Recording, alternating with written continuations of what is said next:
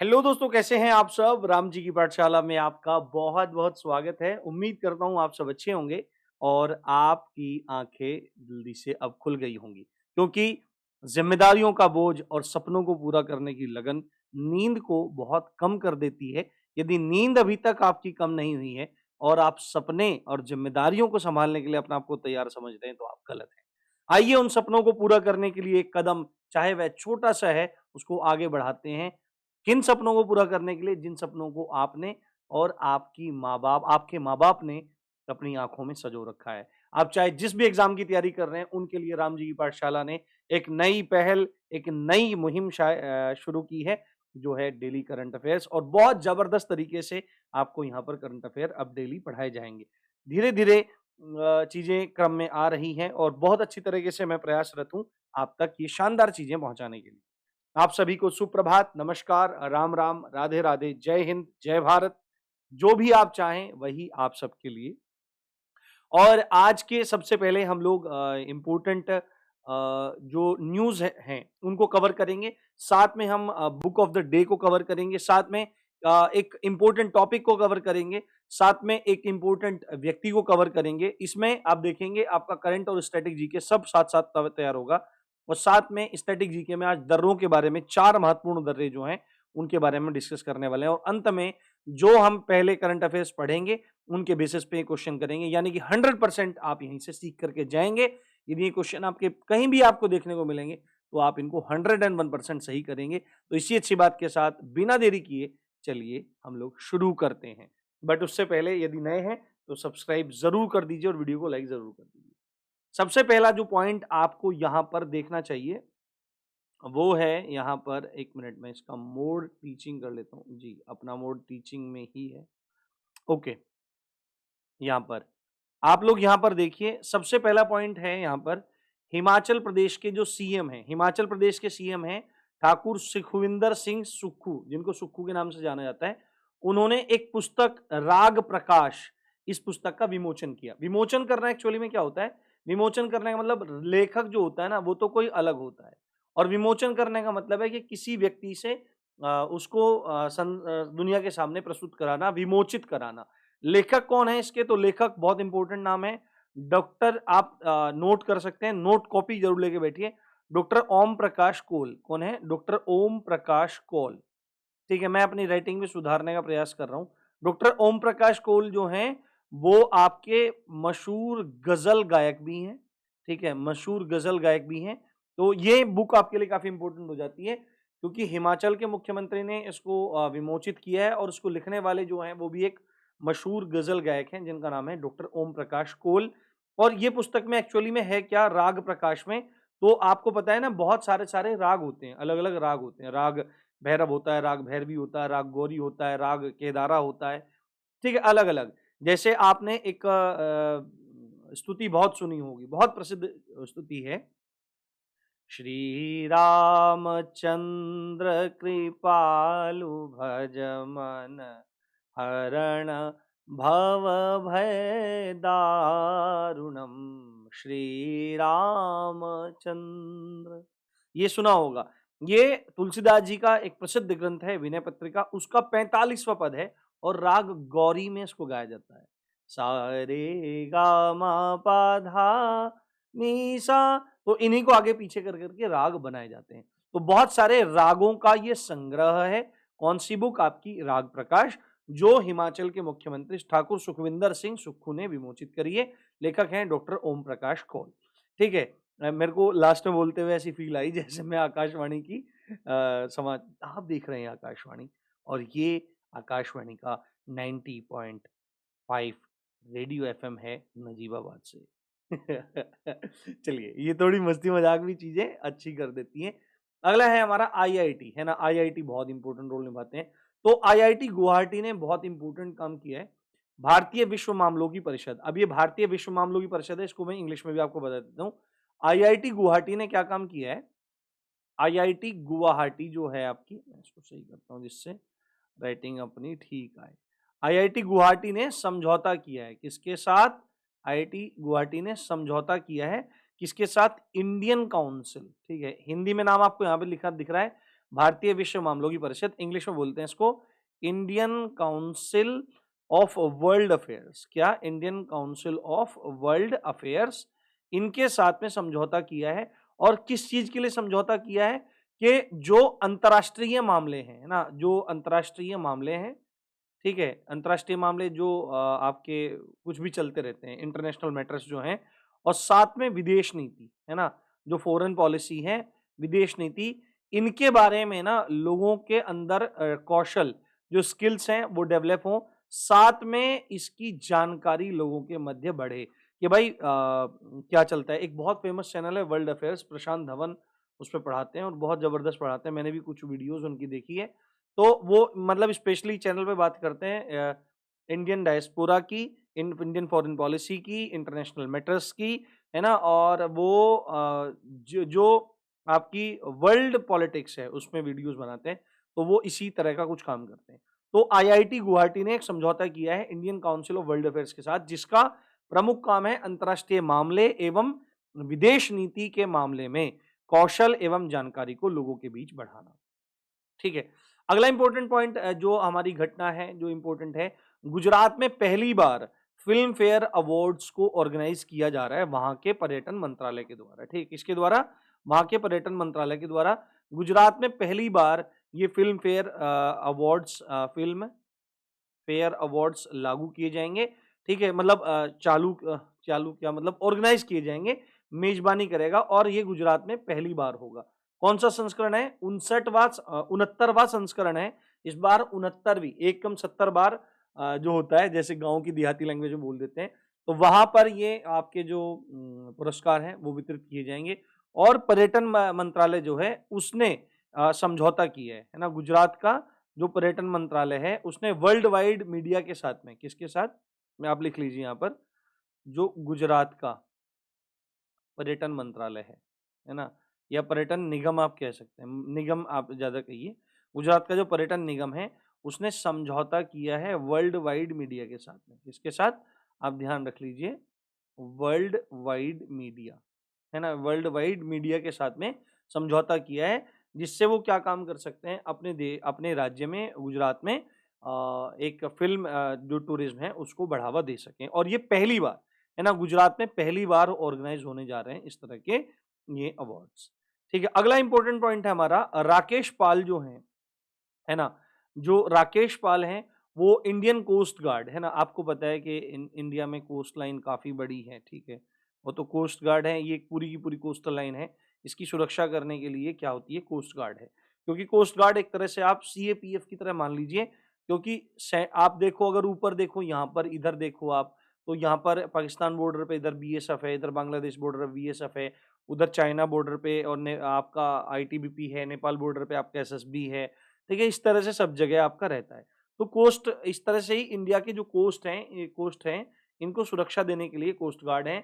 तो आईपीएस राकेश पाल को क्या किया गया है, आपके 25वें महानिदेशक, डायरेक्टर जनरल के रूप में नियुक्त किया गया है। एक बात और इंपॉर्टेंट आप राकेश पाल जी के बारे में देख लीजिए, राकेश पाल जी जो हैं वो इंडियन कोस्ट गार्ड के पहले गनर भी हैं, है ना, मतलब ये पहला गनर, आपसे पूछेगा इंडियन कोस्ट गार्ड का पहले गनर होने का श्रेय किसको प्राप्त है, तो राकेश पाल, जो भारतीय तटरक्षक बल जो है इंडियन कोस्ट गार्ड है उसके प्रथम गनर भी हैं। और ये जो इंडियन नेवल एकेडमी, भारतीय नौसैनिक अकादमी जो है उसके छात्र भी रह चुके हैं, यानी कि आई थिंक एनडीए के हिसाब से इन्होंने ज्वाइन किया होगा। ठीक है, आगे आगे देखते हैं। अगला बहुत इंपॉर्टेंट, मजे में चीजों को समझते रहो, मजे में चीजों को देखते रहो, और जिंदगी में उत्साह और पूर्ण जोश के साथ में आपको आगे बढ़ना चाहिए, घबराना बिल्कुल नहीं चाहिए। ठीक है, मैंने आपके लिए बहुत सारी चीजें अभी चालू कर रखी हैं, पर अकेले चीजों को मेंटेन करना पड़ता है, तो चीजें हैं, क्योंकि बहुत सारे लोगों को लाने के लिए पैसे चाहिए होते हैं और फ्री में कोई काम करने के लिए तैयार नहीं है। तो धीरे धीरे राम जी व्यवस्था बनाएंगे तो चीजें अच्छी हो जाएंगी। ठीक है, अगला है पूर्व इंटेल इंडिया प्रमुख, है ना, इंटेल इंडिया, है ना, इंटेल इंडिया की जो प्रमुख थी निवृत्ति राय, है ना, निवृत्ति रॉय रॉय को इन्वेस्ट इंडिया, देखो एक संस्था है इन्वेस्ट इंडिया, जो क्या काम करती है, जो इन्वेस्टर होते हैं, जो निवेशक हैं, जो भारत में किसी भी क्षेत्र में निवेश करना चाहते हैं, तो उनके इस निवेश को, इनके उस इन्वेस्ट को आसान बनाने के लिए, उसको सुविधा प्रदान करने के लिए, जानकारी देने के लिए एक पूरी की पूरी संस्था है इन्वेस्ट इंडिया। उस इन्वेस्ट इंडिया की जो नई एमडी यानी कि मैनेजिंग डायरेक्टर, प्रबंध निदेशक और सीईओ यानी कि चीफ एग्जीक्यूटिव ऑफिसर, मुख्य कार्यकारी अधिकारी, वो नियुक्त किया गया है निवृत्ति रॉय को, है ना। किसको? निवृत्ति रॉय को। और निवृत्ति रॉय को टेक्नोलॉजी के फील्ड में है ना, टेक्नोलॉजी के फील्ड में नारी शक्ति पुरस्कार से भी नवाजा जा चुका है। ये बात आपको यहां पर ध्यान रखनी चाहिए। अगला पॉइंट है हमारा यूपी सरकार। देखो यूपी सरकार ने एक बहुत बड़ा कदम उठाया है। यूपी सरकार ने एक बहुत बड़ा कदम उठाया है। वह कदम है कि इलेक्ट्रिक व्हीकल जो होते हैं ना, जो इलेक्ट्रिक व्हीकल होते हैं जिनको ईवीज कहते हैं ना, ये बात आपको पता होनी चाहिए। यूपी गवर्नमेंट ने ईवीज के लिए, है ना, कि लोग इलेक्ट्रिक व्हीकल ज्यादा खरीदें, है ना, उसके लिए राज्य सरकार ने एक सब्सिडी स्कीम जैसा चालू किया। सब्सिडी यानी कि यदि आप इलेक्ट्रिक व्हीकल खरीदते हैं तो आपको उस पर राज्य सरकार की तरफ से सब्सिडी दी जाएगी। और सब्सिडी पोर्टल लॉन्च किया गया है राज्य सरकार के द्वारा, यूपी है ना सरकार के द्वारा। अब ये जो सब्सिडी पोर्टल खोला गया है, ये किस नीति के तहत है, ये आपसे पूछ सकता है। तो ये आपकी उत्तर प्रदेश इलेक्ट्रिक व्हीकल विनिर्माण, ये आप नोट करना जरूर, विनिर्माण तथा, है ना, गतिशीलता नीति, गतिशीलता नीति, गतिशीलता नीति 2022 के अंतर्गत उत्तर प्रदेश इलेक्ट्रिक व्हीकल विनिर्माण तथा गतिशीलता नीति 2022 के तहत ये सब्सिडी पोर्टल चालू किया गया है। और ये मतलब इसका लाभ लोग कब से ले सकेंगे? तो 14 अक्टूबर 2022 के बाद जिन लोगों ने, है ना, 14 अक्टूबर 2022 के बाद जिन लोगों ने इलेक्ट्रिक व्हीकल परचेज किए हैं, वो इस सब्सिडी पोर्टल पर आकर सब्सिडी के लिए दावा कर सकते हैं। उसके बाद उनको सब्सिडी प्रदान की जाएगी। ठीक है, ये चीज आपको बहुत अच्छे से याद रखना है। ठीक है, सब्सिडी का मतलब क्या होता है? सरकार पैसा डाल देती है, सरकार आपको छूट दे देती है चीजों में। ठीक है, यहाँ पर देखो अगला है लोकेश एम, है ना। लोकेश एम एक आईएएस ऑफिसर है। ठीक है, आईएएस ऑफिसर है और नोएडा के सीईओ के रूप में रितु माहेश्वरी की जगह लेंगे।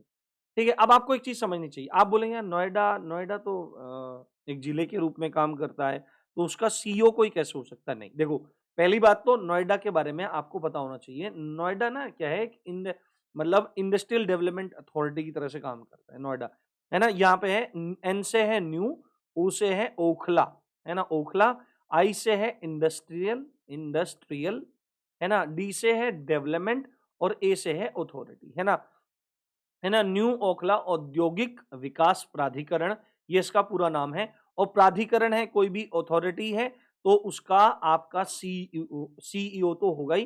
तो नोएडा के नई सीईओ कौन है? लोकेश एम, जो पहले जो किनका स्थान ले रहे हैं? रितु माहेश्वरी का।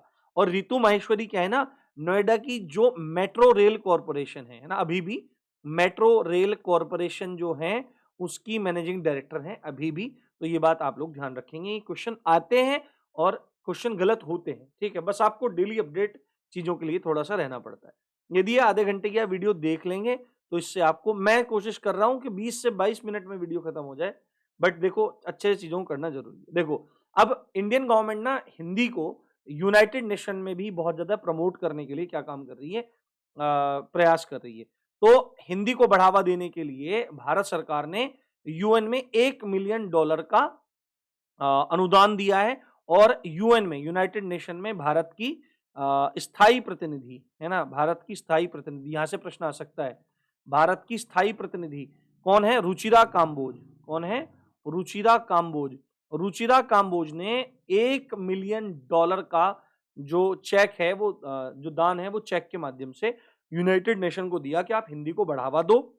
जो आप व्याख्या 5 से 6 लैंग्वेज में निकालते हो उसमें भी हिंदी को आप तरजीह दो। और पहली बार यूनाइटेड नेशन में हिंदी अगर बोलने का साहस किसी ने किया था तो 1977 में अटल बिहारी वाजपेयी जी, जो भारत के प्रधानमंत्री रह चुके हैं और भारत रत्न से भी उनको नवाजा गया है। बहुत जबरदस्त व्यक्तित्व के धनी थे, विपक्षी लोग भी इनकी बड़ी तारीफ करते थे। तो अटल बिहारी वाजपेयी जी 1977 में क्या थे? विदेश मंत्री थे। तो पहली बार जाकर अटल बिहारी वाजपेयी जी ने वहां पर क्या किया था? आपका हिंदी में भाषण दिया था। ठीक है, और पहले व्यक्ति थे जिन्होंने यूएन में जाकर हिंदी में भाषण दिया। अगला है, देखो क्या है, गोमती। गोमती नदी को गैर बारहमासी नदी घोषित किया गया। देखो एक चीज आपको समझ लीजिए, भारत में दो तरह की नदियां पाई जाती हैं, एक तो दक्षिण भारतीय नदियां जो होती हैं उनको सामान्यतः बरसाती नदी के नाम से बोला जाता है कि बरसात का जब बारिश बारिश जब होती है तब उनमें जल बढ़ता है। परंतु एक होती है हिमालयन नदियां, है ना, जो हिमालय से निकलती है, उनको बारहमासी या सदाबहार नदियां कहा जाता है। और गोमती नदी भी हिमालय के क्षेत्र से ही निकलती है। तो इतना होने के बावजूद भी गोमती नदी को बारहमासी नदी की श्रेणी से बाहर निकाल दिया गया। ये काम किसने किया है? ये काम एक्चुअली में हुआ था सन 2020 में, बट अब इस पे बवाल शुरू हुआ है। जो जल जल प्रबंधन से संबंधित अथॉरिटीज थी, एनजीओ थे, उन्होंने यूपी गवर्नमेंट के जो सिंचाई विभाग है ना, यूपी गवर्नमेंट का जो सिंचाई विभाग है, उसके 2020 के फैसले की निंदा करी है कि आप लोगों ने गोमती को किस प्रकार से गैर बारहमासी नदी घोषित कर दिया है। तो फिर भी आपको मोटा मोटा याद रखना है कि गोमती नदी को गैर बारहमासी नदी घोषित किया गया है, परंतु ये भी लागू प्रवर्तन जैसा कुछ नहीं आया है। अगला पॉइंट है प्रोफेसर थलप्पिल प्रदीप, जो आईआईटी मद्रास, है ना, क्या है, आईआईटी मद्रास के रसायन विज्ञान विभाग के प्रोफेसर हैं। उनको क्या दिया गया है? अंतर्राष्ट्रीय एनी पुरस्कार दिया गया है। ठीक है, अंतर्राष्ट्रीय एनी पुरस्कार आपका ऊर्जा, एनर्जी एंड एनवायरमेंट, है ना, एनर्जी एंड पर्यावरण, इन क्षेत्रों में जो आपकी साइंटिफिक रिसर्च होती है ना, साइंटिफिक रिसर्च जो होती है आपकी, है ना, वैज्ञानिक अनुसंधान जो होते हैं, उसमें कार्य करने के लिए दिया जाता है। सन 2007 में अंतर्राष्ट्रीय एनी पुरस्कार को शुरू किया गया था और 15वां संस्करण इसका है, जिसमें प्रोफेसर थलप्पिल प्रदीप को ये अवार्ड दिया गया। तो ये सारी की सारी इंपॉर्टेंट न्यूज रही। अब आगे बढ़ते हैं बुक के बारे में। देखो क्या है, उत्तर प्रदेश की जो राज्यपाल हैं श्रीमती आनंदीबेन पटेल, उन्होंने एक बुक का विमोचन किया है जिसका नाम है बाय बाय कोरोना। ये बाय बाय कोरोना जो बुक है, ये प्रदीप कुमार श्रीवास्तव एंड अदर्स, है ना, ये आप याद रखेंगे, प्रदीप कुमार श्रीवास्तव,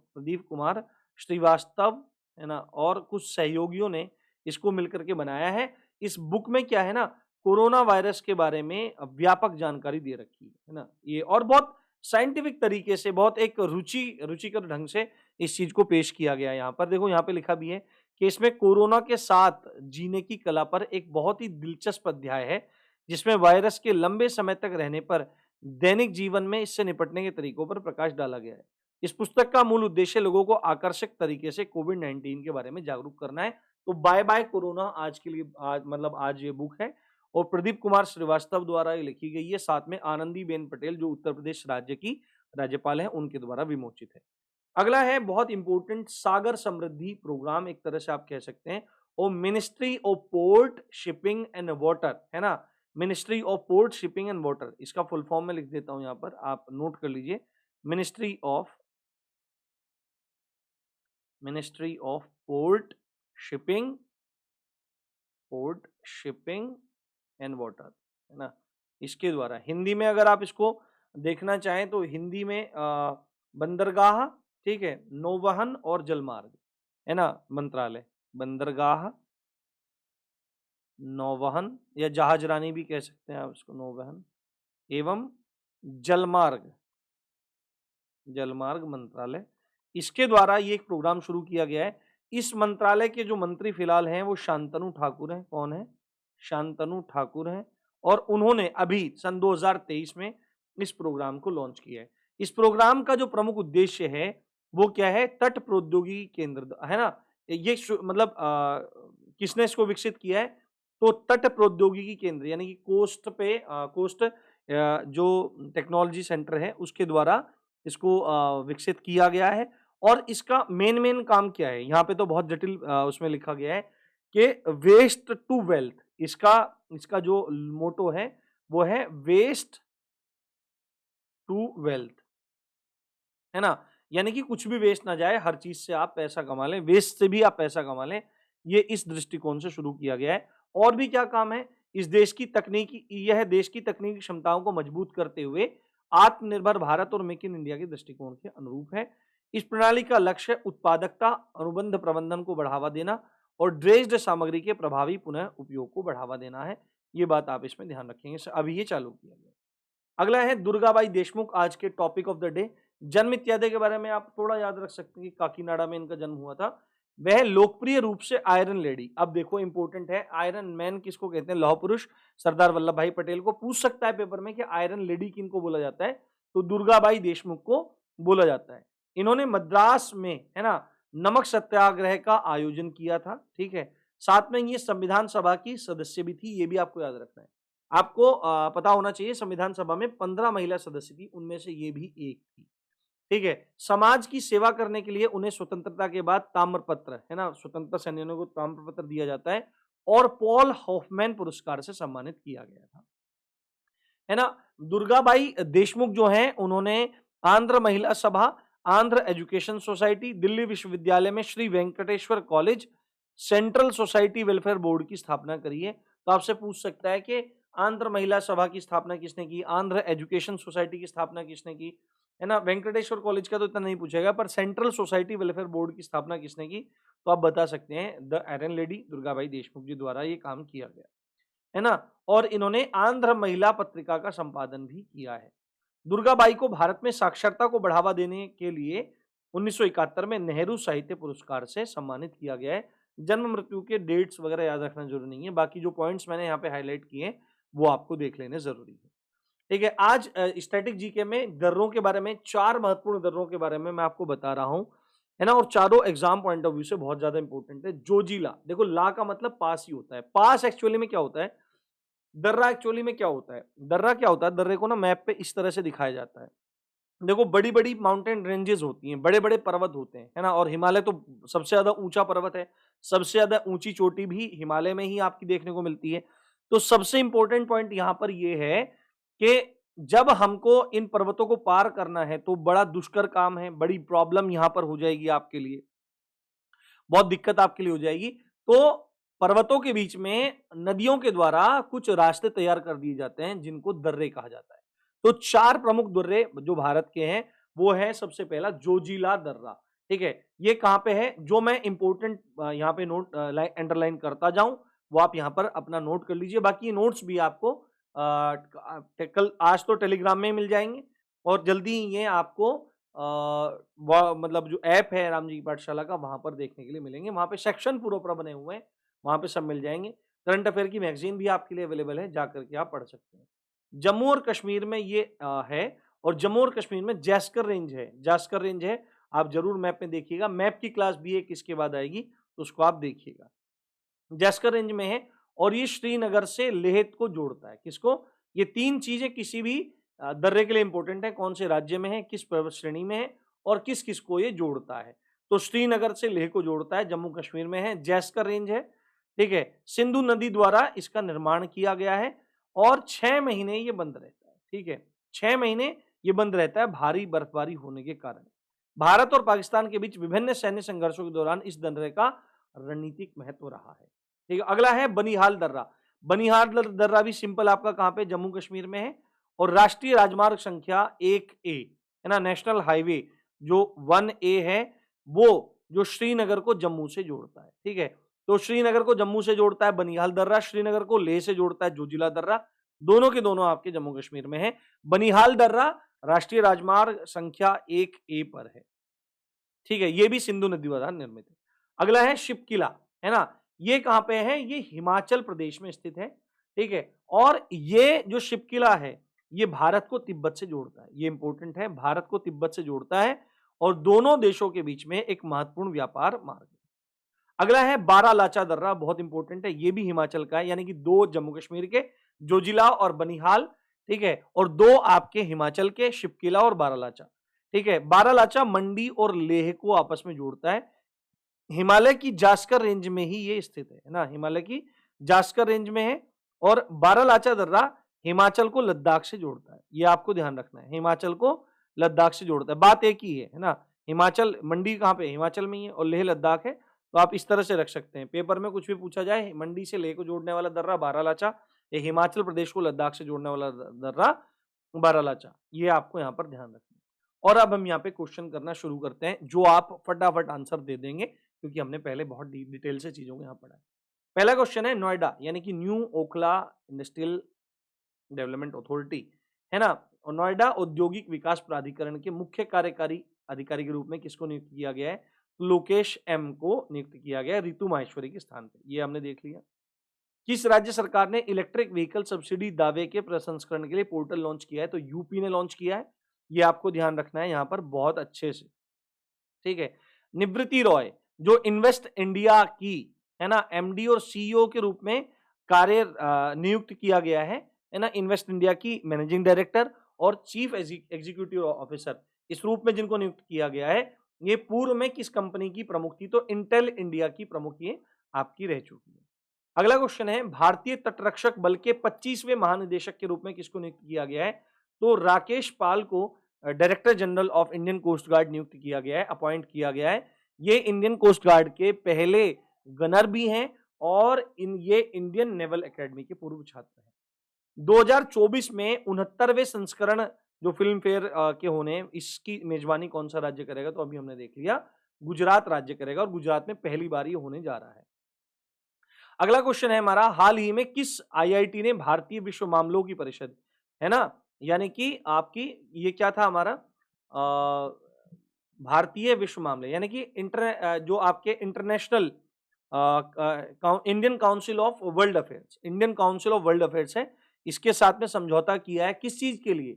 कि लोग अंतर्राष्ट्रीय मामलों एवं विदेशी जो नीति है, विदेश नीति है, इसमें इंटरेस्ट लें, कौशल बढ़ाएं अपना और जानकारी इसमें रखें। तो ये काम किसने किया है? आईआईटी गुवाहाटी ने ये किया है आपका। अगला क्वेश्चन है, हाल ही में लॉन्च हुई पुस्तक राग प्रकाश, जिसका विमोचन किसने किया है?